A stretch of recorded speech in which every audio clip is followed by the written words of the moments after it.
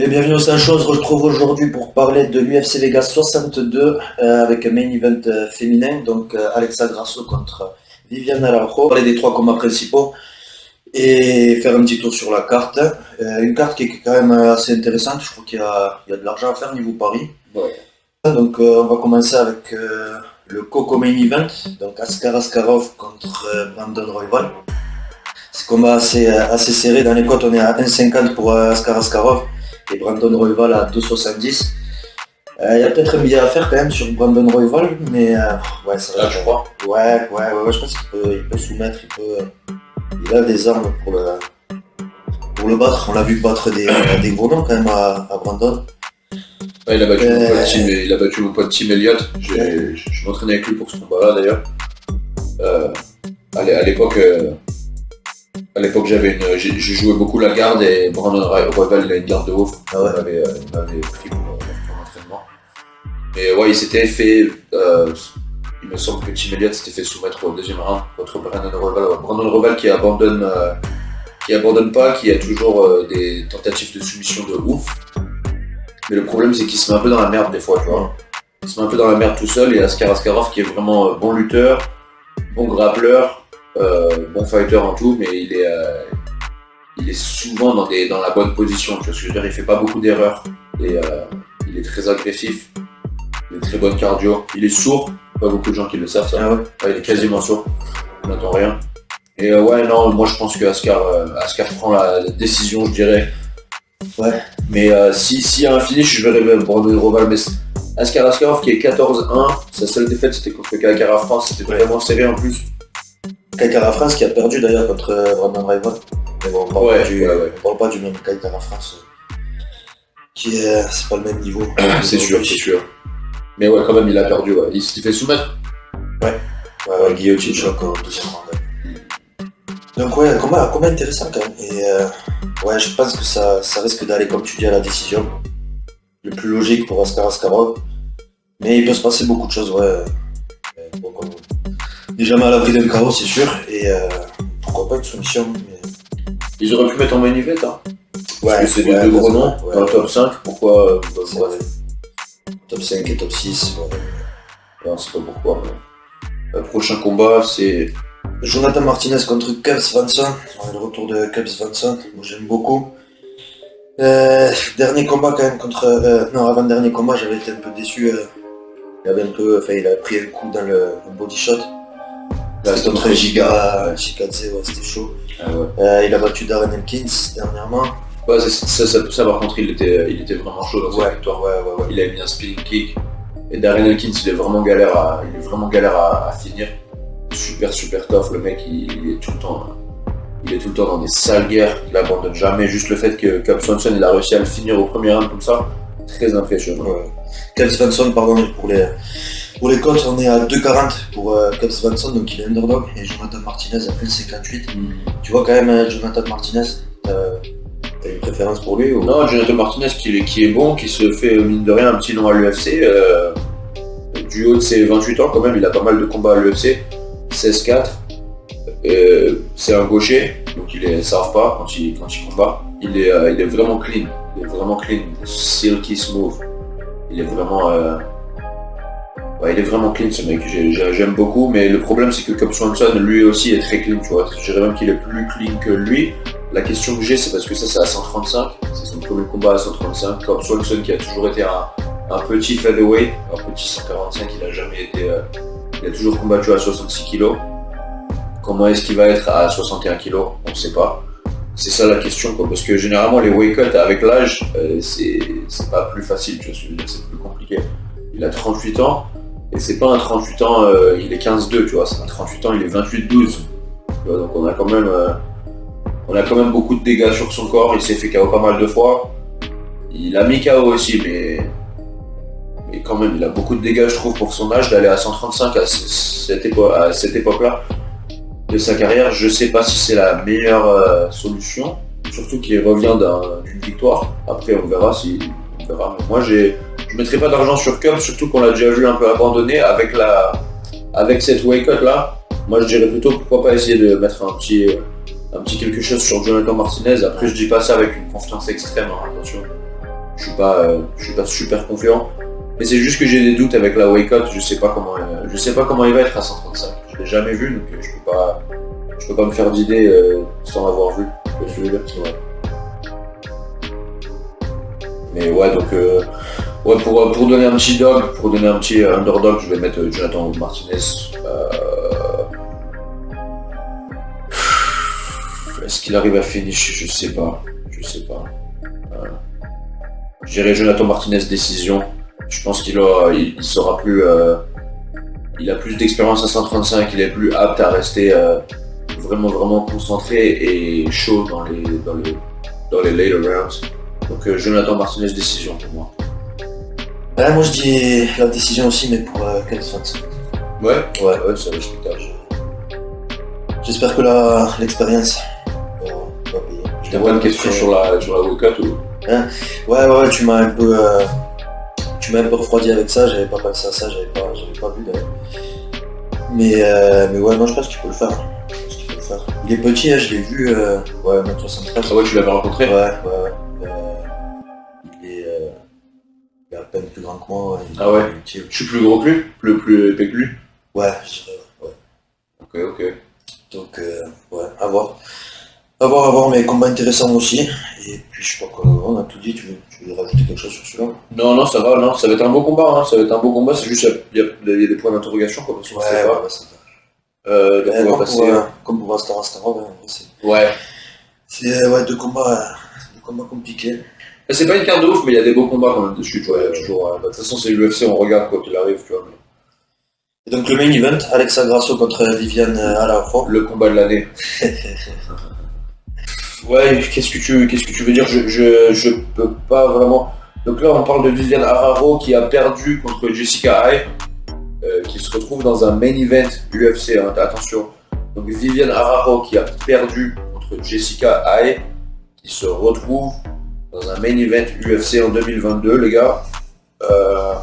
Donc Viviane Araujo qui a battu André Ali dernièrement, qui a perdu contre Jacqueline Chookagian et qui a battu Roxane Modafferi que dans des décisions. Donc on se demande un peu pourquoi elle se retrouve dans un main event. C'est peut-être pour faire briller Alexa Grasso.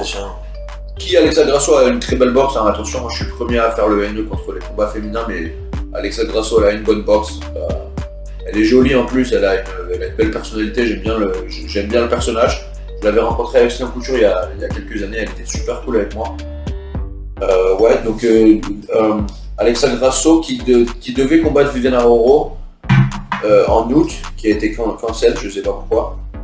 Avant ça, qui a soumis Joanne Wood. Ouais. Avant ça, qui a battu Macy Barber en 2021. Et qui en 2020 a battu Jin Young Kim. Pas les meilleures victoires, on va dire, hein, quand même, parce que bon, Macy Barber à l'époque c'était quand même lourd de battre Macy Barber. Qu'est-ce qu'elle était? Elle était 11-1. Joanne Wood qui était sur 3 défaites d'affilée, il me semble, elle l'a soumis. En plus, Joanne Wood qui sur son sol laisse à désirer. Mais elle a réussi à exploiter l'opportunité au premier round, donc magnifique, elle a passé le test. Je crois qu'elle a sorti Joanne Wood de l'UFC d'ailleurs, il me semble. Et là on se retrouve dans un main event, voilà, on sait pas trop ce qui va se passer. Ça risque d'être une décision, je pense. Toi? Oui, ouais, une décision pour Alexa Grasso. Ouais, aussi. Qui d'ailleurs est favorite à 1,50, Viviane Araujo à 2,70. Parce qu'en fait, les gars, il y a quelque chose que les gens n'osent pas dire parfois, mais c'est vrai, c'est que les femmes n'ont pas vraiment de force dans leur poing pour mettre des KO. Mais on voit pas beaucoup de KO dans ces catégories-là. Tu verras des KO dans les 135, dans les 145. Il n'y en a pas beaucoup par contre. Il n'y a pas beaucoup de compétiteuses dans ces catégories-là. Donc les 115 et les 125, donc les strawweight et les flyweight, c'est blindé.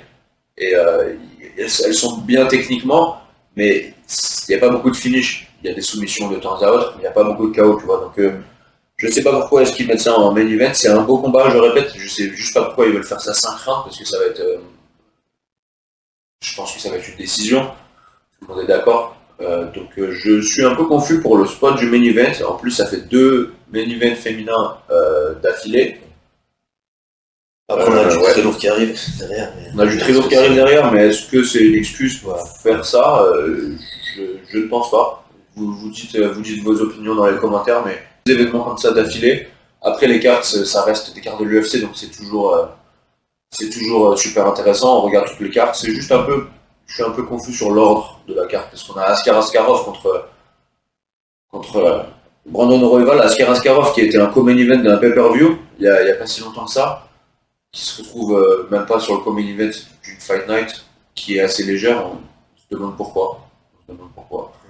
Après, je sais pas la demande qu'il y a sur le papier à l'UFC, ils connaissent mieux que nous, bien sûr. Mais ouais, je suis un peu confus. Après, on peut aller un peu sur le reste de la carte. Donc, on se retrouve avec une carte qui est pas si mal que ça, finalement. Malheureusement, le combat de Daniel Rodriguez, arrivé, il a eu une il a eu une infection staphylocoque à son coude, donc pas assez de temps pour. Mais bien sûr, c'est pas possible. Le temps qu'il se mette sur les antibiotiques, le temps qu'il vide l'infection, ça va prendre du temps, ça sert à rien de combattre aussi rapidement, surtout qu'il revient dans un combat. Même si tout le monde a pensé qu'il a perdu, il a gagné. Donc voilà. On a Jordan Wright contre Duško Todorovic, donc deux combattants un peu foufou qui se laissent. Leur striking defense, elle laisse un peu à désirer.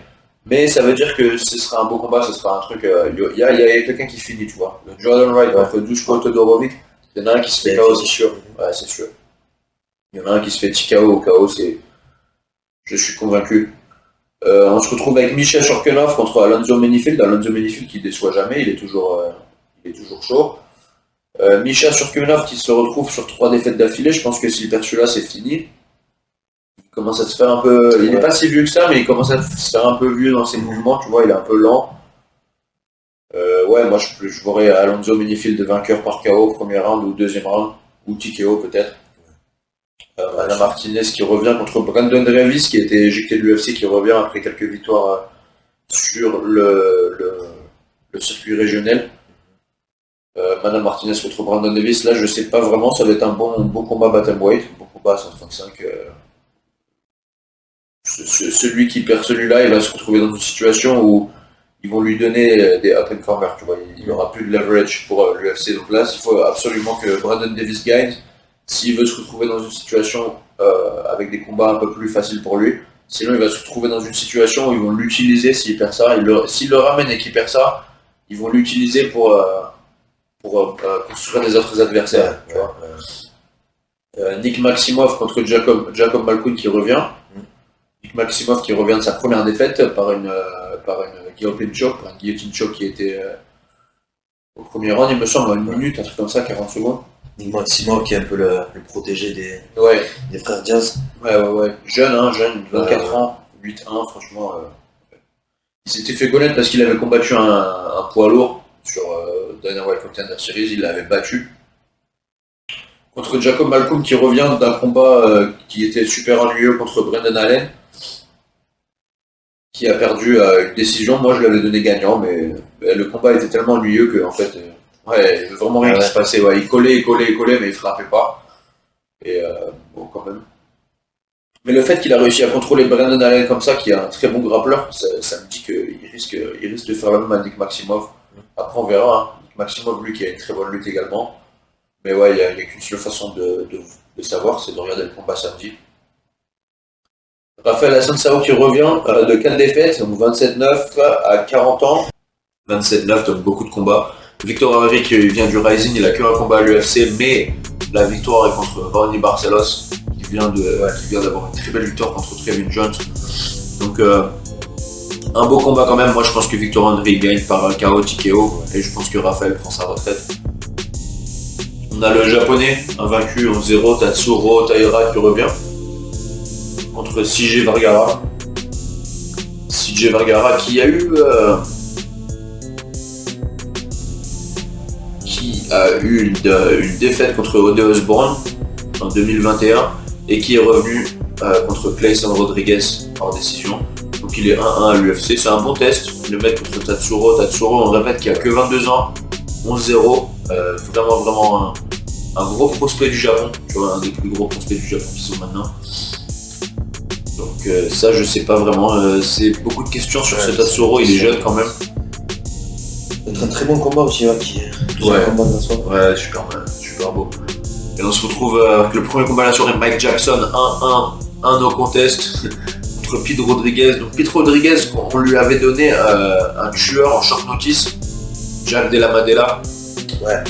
Forcément c'est compliqué, tu vois, on te donne Jack Della Maddalena qui est presque dans les rankings, il est juste en dehors des rankings. 12-2, tu vois, on lui a donné une semaine de notice.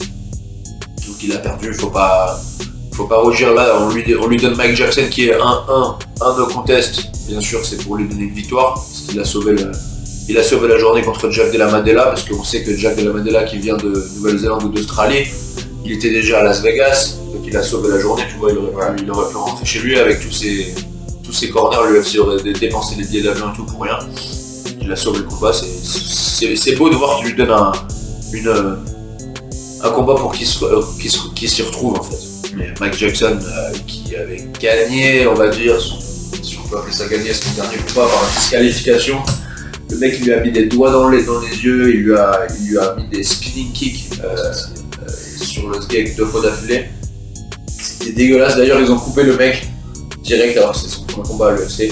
Il a accroché le grillage, il lui mettait les doigts dans les yeux, c'était rigolo en limite à voir. Que Mike Jackson qui avait battu également CM Punk. Battu CM Punk et qui avait perdu contre Mickey Gall. Donc voilà quoi, c'est pas grand chose à dire, on sait pas pourquoi il se retrouve à l'UFC encore, il doit connaître quelqu'un. Mais ouais, dans l'ensemble une carte pas trop mal. Ouais, je crois que ce sera tout. Merci de nous avoir regardés, abonnez-vous, likez et à plus.